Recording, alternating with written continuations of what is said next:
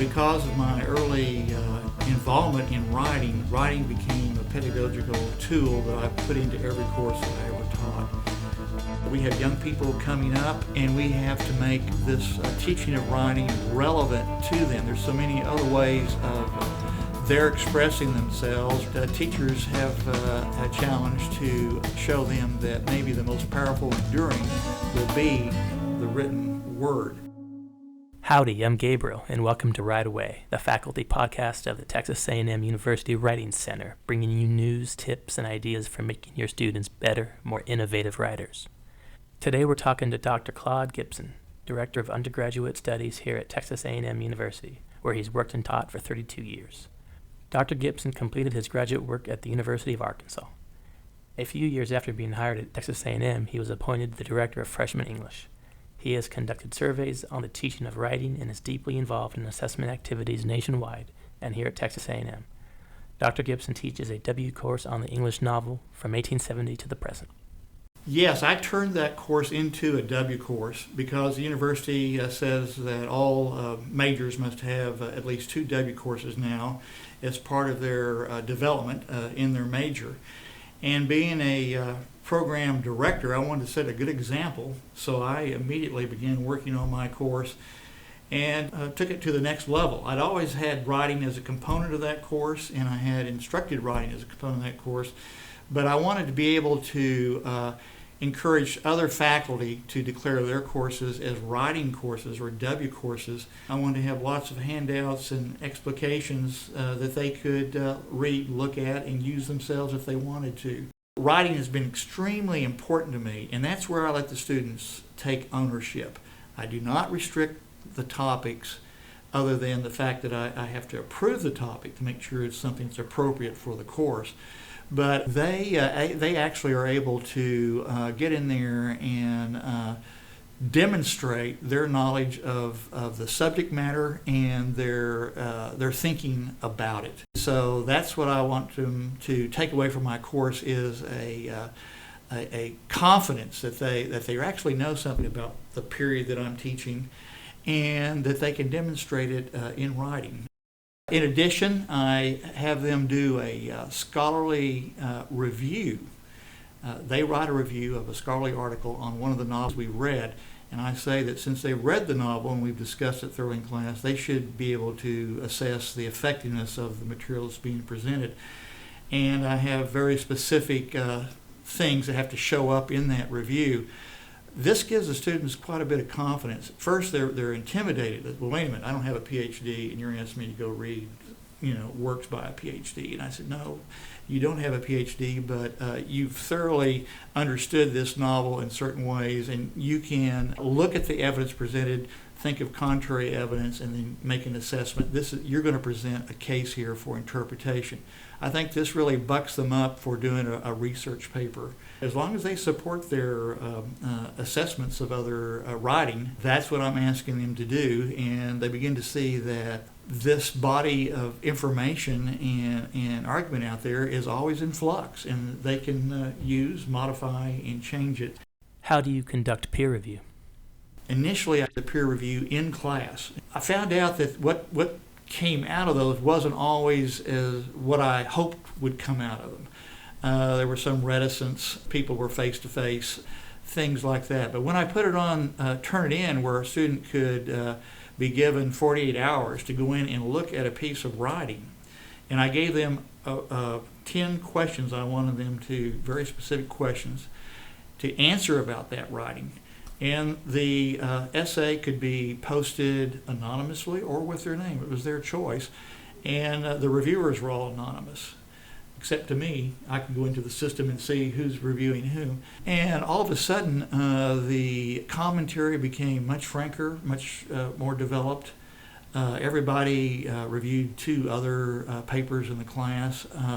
And the people who went through that process actually benefited greatly, but doing it out of class at a time that was convenient to the students was the key to making that thing work for me. Last, Dr. Gibson talked about his survey and assessment work on writing and the educational process. The first survey I ever did on writing was in the 1970s, and it was on this idea of why Johnny can't write.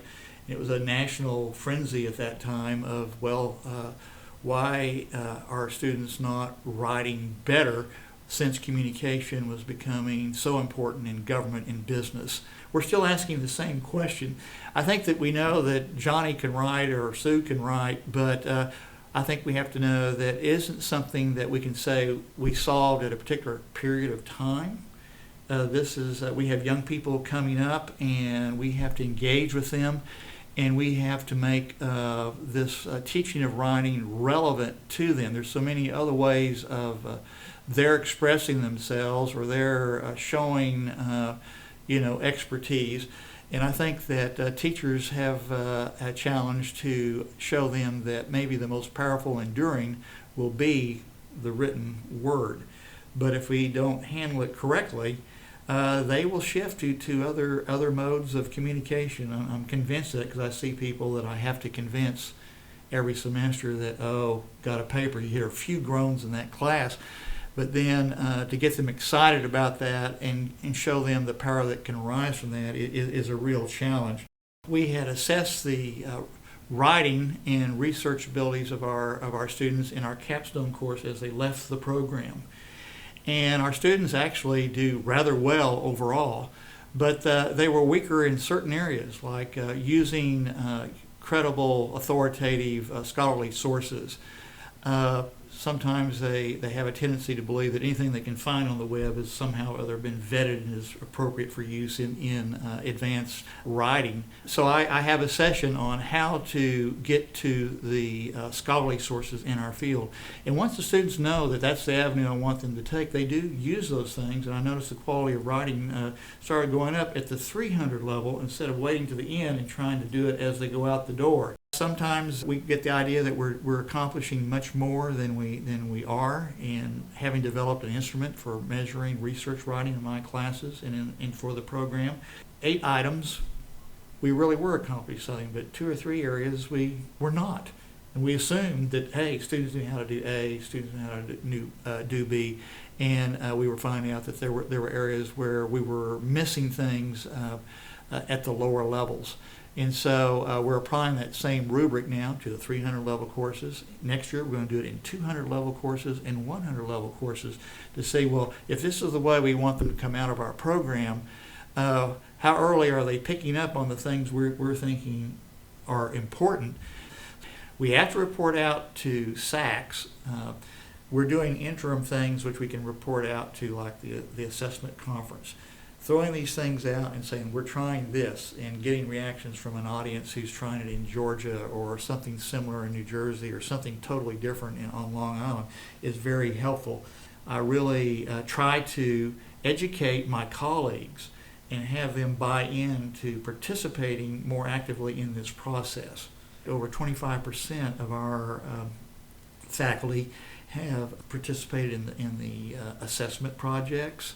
So we're a large department, and I'm happy that at least 25% have come out of the ivory tower and is working at various levels with program development in the educational process.